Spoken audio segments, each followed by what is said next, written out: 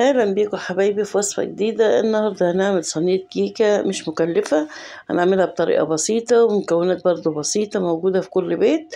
يلا بينا نشوف هنعملها ازاي وتطلع هشة كده وطرية بأقل الإمكانيات زي ما قلت لكم. يلا بينا نسمي الله ونبدأ وصفتنا مع بعض.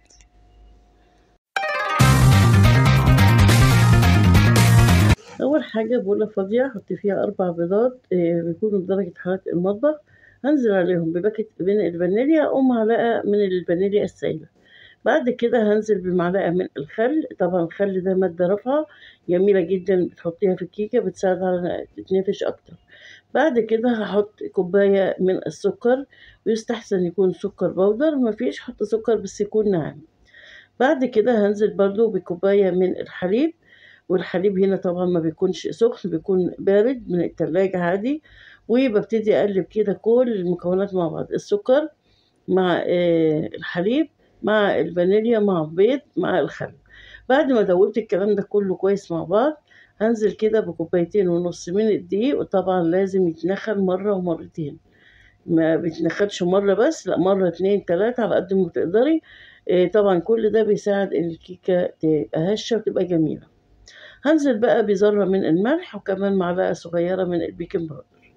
هقلب برضو تاني مع بعض، هبتدي اقلب كله تاني مع بعض. وبعد كده بحط 3 معالق من الكاكاو الخام.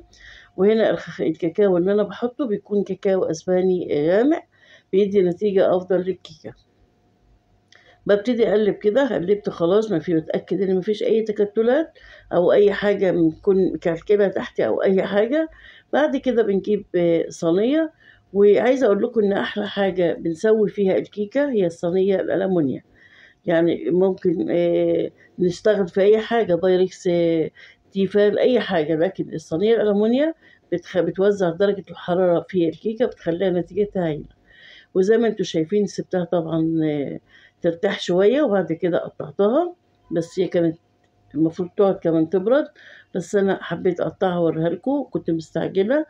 ف كده وصفتنا خلاص انتهت، اللي عملنا فيها كيكة بأبسط طريقة وبأقل الإمكانيات. بتطلع هشة كده زي ما انتوا شايفين وطرية. أتمنى وصفة النهاردة تكون عجبتكم. أشوفكم بخير في وصفة جديدة. إلى اللقاء. باي باي.